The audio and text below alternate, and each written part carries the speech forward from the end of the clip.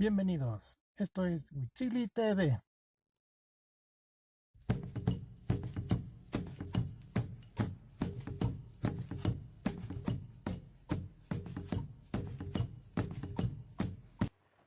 Todos sabemos cómo empezó la Guerra de Independencia, pero ¿cuáles fueron las causas que orillaron a ese movimiento? Esto fue una consecuencia de un proceso político y social armado que puso fin al dominio español en la mayor parte de los territorios de la Nueva España. Tras las noticias de las renuncias de Fernando VII y Carlos IV al trono de España, se recibieron en las colonias americanas el 14 de julio de 1808. Esto significó que había desaparecido la autoridad superior legítima de sus dominios en el nuevo continente, por lo que el día 19 de julio de ese año, el Ayuntamiento de la Ciudad de México, en representación de todo el reino, entregó al virrey un memorial con los siguientes puntos. Punto 1. Que las reales renuncias eran nulas porque fueron arrancadas por la violencia. Punto 2. Que la soberanía radicaba en todo el reino y en particular en los cuerpos que llevaban la voz pública, quienes la conservarían para devolverla al legítimo sucesor cuando se hallase España libre de fuerzas extranjeras. Punto número 3. Que en consecuencia debía el virrey continuar provisionalmente en el gobierno. Los oidores objetaron este memorial y el 21 de julio propusieron que se reuniera una junta de las principales autoridades de la ciudad, virrey, oidores, arzobispos, canónicos, prelados de religiosos, inquisitores, jefes de oficina, títulos, vecinos principales y gobernadores de las parcialidades de indios, para examinar el asunto, lo cual ocurrió el día 9 de agosto de 1808. El licenciado Francisco Primo de Verdad y Ramos, síndico del ayuntamiento, planeó la necesidad de formar un gobierno provisional y propuso el desconocimiento de las juntas peninsulares, cuya creación se había conocido en México desde el 29 de julio. Para entonces, los españoles sospechaban que el ayuntamiento aspiraba a la independencia, y los criollos suponían que la audiencia deseaba mantener la subordinación a España, aún sometida por Napoleón. El 12 de agosto, Iturrigaray dispuso que no se obedeciera a ninguna junta peninsular, a menos que fuera creada por Fernando VII, con lo cual, estando el monarca prisionero, se desligaba de toda autoridad en España. El 31 de agosto de 1808, el alcalde de corte, Jacobo de Villaurrutia, pidió al virrey que convocase a un congreso, lo cual hizo el día siguiente.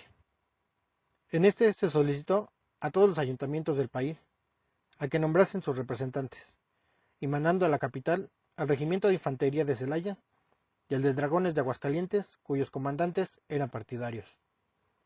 Estos hechos persuadieron a los españoles de las intenciones independentistas del virrey y decidieron deponerlo. La noche del 15 de septiembre de 1808, Gabriel de Yermo, con 300 hombres, en complicidad con la guardia del palacio, entraron a e hicieron prisionero al virrey José Joaquín Vicente de Iturrigaray, a quien enviaron a la Inquisición con sus 2 hijos mayores. Después fue enviado a España para que se le juzgase. Mientras tanto, los oidores, el arzobispo y otros notables, reunidos en la sala de acuerdos, declararon al virrey separado de su cargo y nombraron para sustituirlo al mariscal de campo Pedro de Garibay. Fueron también detenidos el licenciado Primo de Verdad, Juan Francisco Azcarate y Lezama, José Antonio Cristo y Fray Melchor de Talamantes. Este último y Primo de Verdad murieron en prisión.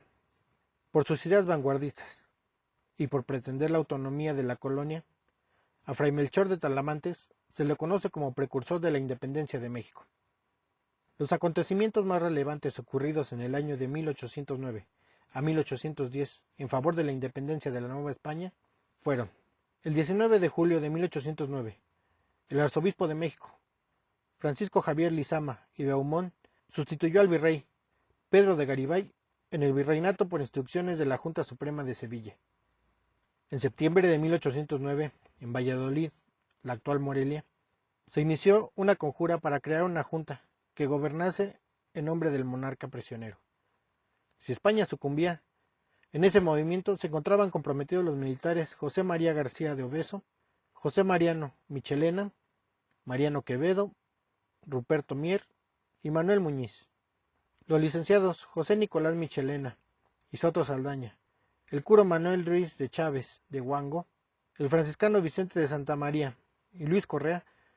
Ellos fueron denunciados por el cura del Sagrario Franciscano de la Concha, lo que provocó que fueran aprehendidos el 21 de diciembre, fecha en que se pensaban poner en ejecución los planes apoyados por algunos soldados y por los indígenas michoacanos, a quienes habían prometido eximir de pagar sus tributos.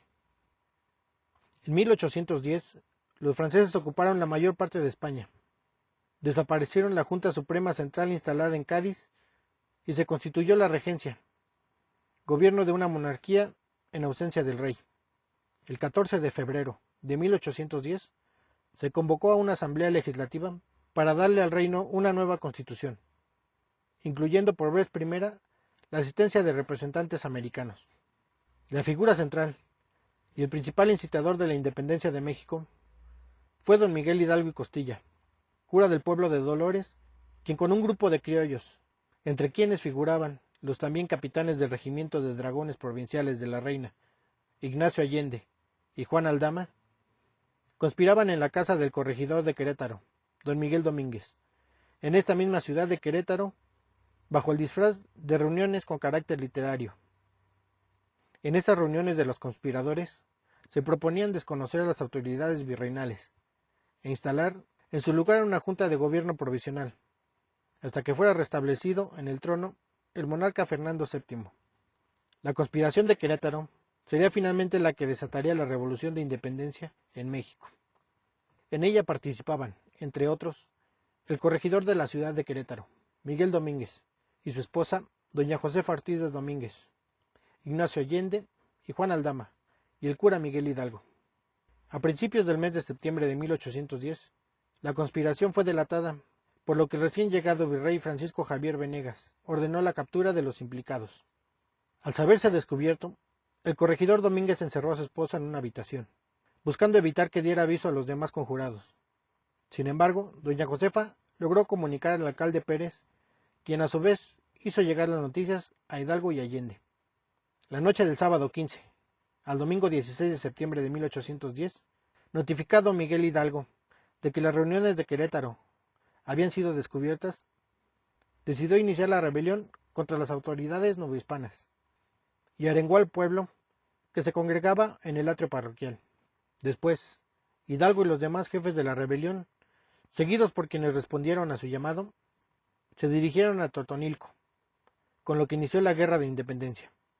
En esta etapa, las fuerzas se conformaron por voluntarios, entre los que podemos destacar a los sirvientes de Hidalgo, los presos liberados de la prisión de Dolores, menos de 100, una parte, probablemente 2 compañías de dragones del Regimiento Provincial de la Reina, leales a Allende, y unos centenares de campesinos, empleados y artesanos.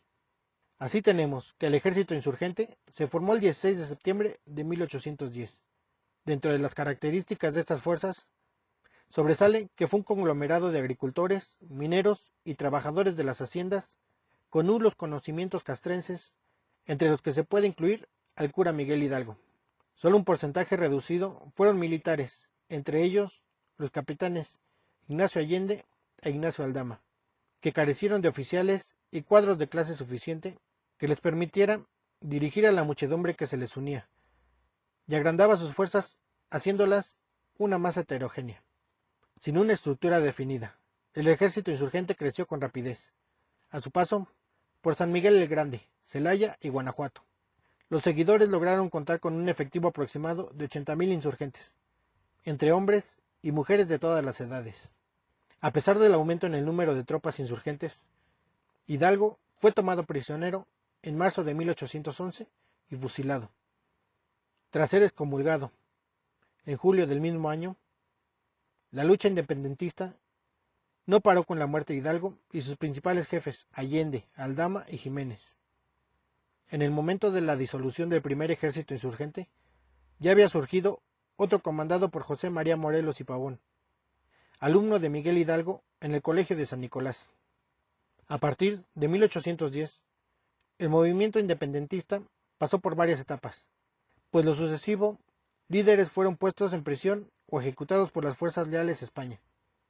Al principio, se reivindicaba la soberanía de Fernando VII sobre España y sus colonias. Pero los líderes asumieron después posturas más radicales, incluyendo cuestiones de orden social como la abolición de la esclavitud.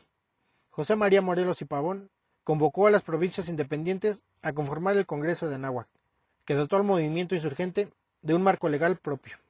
Tras la derrota de Morelos, el movimiento se redujo a una guerrilla de guerrillas. Hacia 1820 solo quedaban algunos núcleos rebeldes, sobre todo en la Sierra Madre del Sur y en Veracruz. La rehabilitación, a partir del pronunciamiento de Riego de la Constitución de Cádiz, con carácter liberal, en 1820, alentó el cambio de posturas de las élites novohispanas, que hasta aquí había respaldado el dominio español.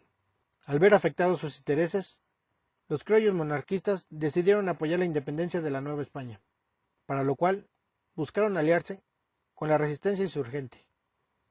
Agustín de Iturbide dirigió el brazo militar de los conspiradores, y a principios de 1821 pudo encontrarse con Vicente Guerrero.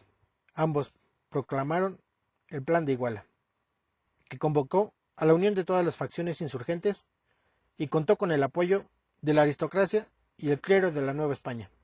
La lucha por la independencia de México continuó con varios caudillos hasta su conclusión 11 años después de iniciada, el 27 de septiembre de 1821, con el ejército trigarante, entrando triunfal a la Ciudad de México, y México es proclamado país independiente. Suscríbete, dale like y activa el icono de la campanita y no te quedes con la duda. Nos vemos en el siguiente video.